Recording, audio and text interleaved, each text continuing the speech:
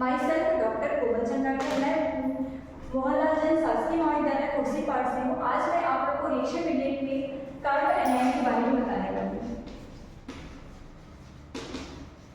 Carbon anion नाम से clear है, कार्बन एनायन मतलब यहाँ पे कार्बन पे नेगेटिव चार्ज कार्बन पे एनायन जनरेट होगा। तो कार्बन पे एनायन कब जनरेट होगा? जब कार्बन से जुड़ा हुआ जो ग्रुप रहेगा उसको क्या होना चाहिए? लेस इलेक्ट्रोनेगेटिव होना चाहिए।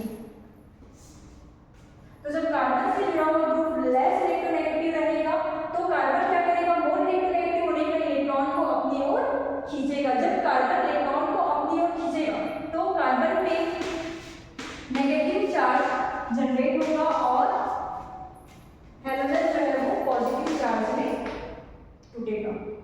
ठीक है, कार्बन पे नेगेटिव चार्ज आए तो ये क्या कहलाएगा? कार्बन पे नेगेटिव चार्ज जनरेट हो रहा है तो ये कहलाएगा कार्बन एनायन।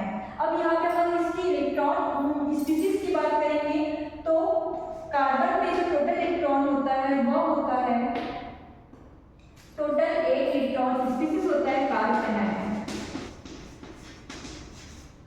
और 8 इलेक्ट्रॉन स्पीशीज होने के कारण इसकी जो नंबर ऑफ वैलेंसी होती है वो कंप्लीट हो जाती है, इसका ऑक्टेट कंप्लीट हो जाता है। तो यह एक न्यूक्लियोफाइल्स की तरह काम करता है। न्यूक्लियोफाइल्स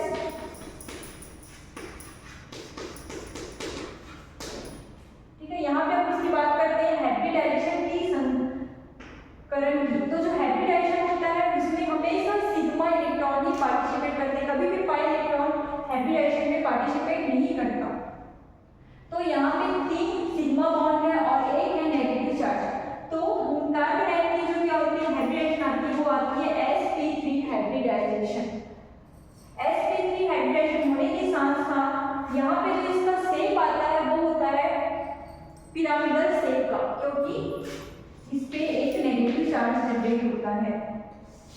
तो इसका जो शेप रहेगा वो शेप रहेगा पिरामिडल शेप का रहेगा, एक नेगेटिव चार्ज जनरेट होगा। फिर हम बात करेंगे कार्बन आयन की स्टेबिलिटी की। कार्बन आयन की स्टेबिलिटी से पहले पता होना चाहिए कौन कौन से सब्सटेंस जो है वो कार्बन एनायन सब्सटेंस कहलाएंगे।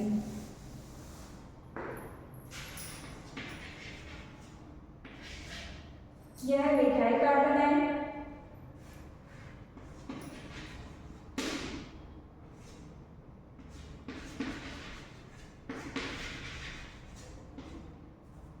यह 3 डिग्री कार्बन आयन,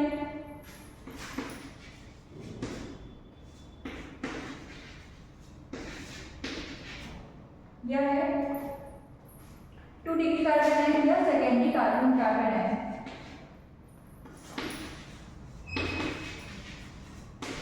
यह है इथाइल कार्बन आयन।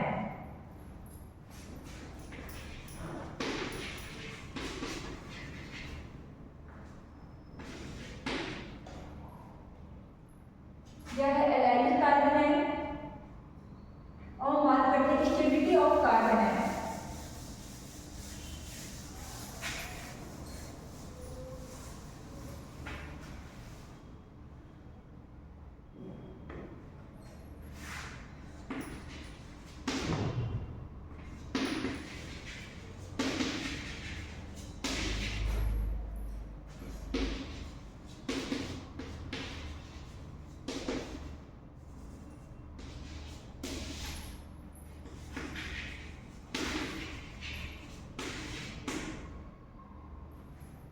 यहाँ पे जब स्टेबिलिटी की बात करेंगे तो कार्बन आयन में जो होता है वो रेजोनेंस, हाइपर कॉन्जुगेशन और इंडक्टिव इफेक्ट पे निर्भर करता है, लेकिन यहाँ पे कोई भी रेजोनेंस काम नहीं करेगा।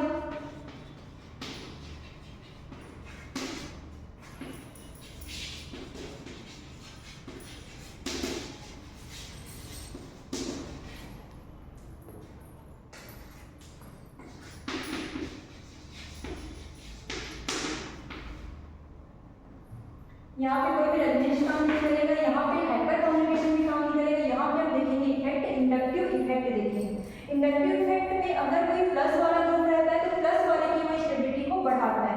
यहाँ पे नेगेटिव चार्ज है और जो मिथाइल ग्रुप है वो प्लस आई इफेक्ट शो करता है। तो प्लस आई इफेक्ट का काम है प्लस वाले की स्टेबिलिटी को बढ़ाएगा, लेकिन यहाँ पे नेगेटिव चार्ज है तो नेगेटिव चार्ज होने के कारण कार्बन आयन की हम बात कर रहे हैं। यहाँ पे जो मिथाइल ग्रुप है जितना ज़्यादा मिथाइल ग्रुप होगा उतनी ही ज़्यादा क्या होनी चाहिए, कार्बन एनाइन की स्टेबिलिटी है वो कम होगी। तो यहाँ पे जो स्टेबिलिटी का ऑर्डर है वो हो जाएगा 3, 2, 1, क्योंकि यहाँ पे 2 मिथाइल ग्रुप का इफेक्ट लग रहा है और यहाँ पे 1 मिथाइल ग्रुप, 3 मिथाइल ग्रुप की इफेक्ट ज़्यादा लगेगा, तो उसकी उतनी ही ज़्यादा क्या होनी चाहिए, स्टेबिलिटी कम होगी कार्बन आयन की। यहाँ पे 2 मिथाइल ग्रुप और यहाँ पे 1 मिथाइल ग्रुप, तो 1 मिथाइल ग्रुप होने का इसकी स्टेबिलिटी ज़्यादा हो जाएगी, 3 की, फिर 2 की, फिर 1 की।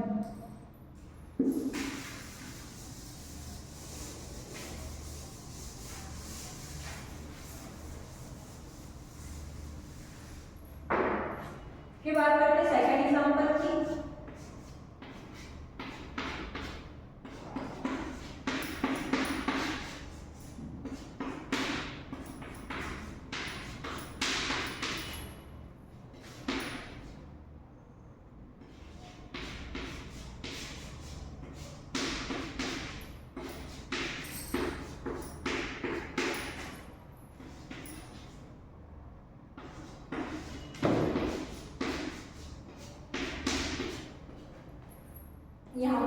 यहाँ पे इस एग्जांपल में जो इफेक्ट लगेगा वो लगेगा रेजोनेंस इफेक्ट, और रेजोनेंस इफेक्ट में क्या देखेंगे कि किस स्ट्रक्चर में कितने ज्यादा रेजोनेटिंग स्ट्रक्चर हमको मिल रहे हैं। तो यहाँ पे 3 बेंजाइल ग्रुप है, तो यहाँ पे 3 बेंजाइल ग्रुप है, तो यहाँ पे जो रेजोनेटिंग स्ट्रक्चर है हमको ज्यादा मिलेगा 2 के कंपेयर में और 1 के कंपेयर में।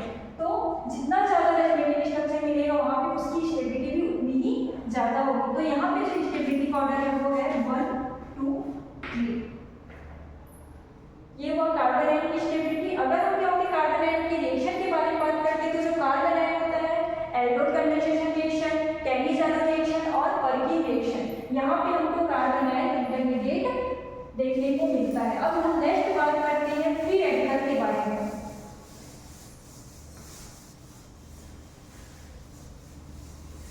फ्री रेडिकल इसको बोला जाता है मुक्त मूलक।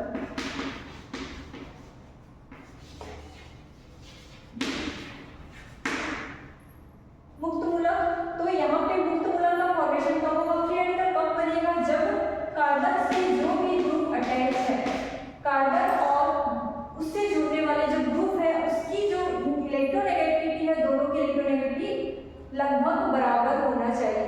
जब इलेक्ट्रोनेगेटिविटी लगभग बराबर होगी तो यहाँ पे जब इसमें क्लीवेज होगा तो ये आपस में बराबर भागों में टूटेंगे, और जब बराबर भागों में टूटेंगे तो दोनों एक इलेक्ट्रॉन को लेके जाएंगे और रेडिकल का फॉर्मेशन होगा, रेडिकल जनरेट होगा। तो ये रेडिकल कहलाता है फ्री रेडिकल।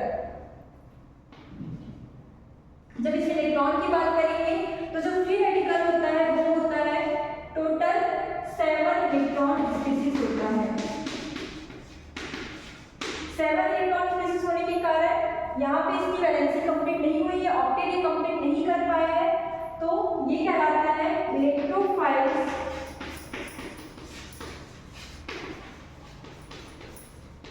या इलेक्ट्रॉन डिफिशिएंट स्पीशीज।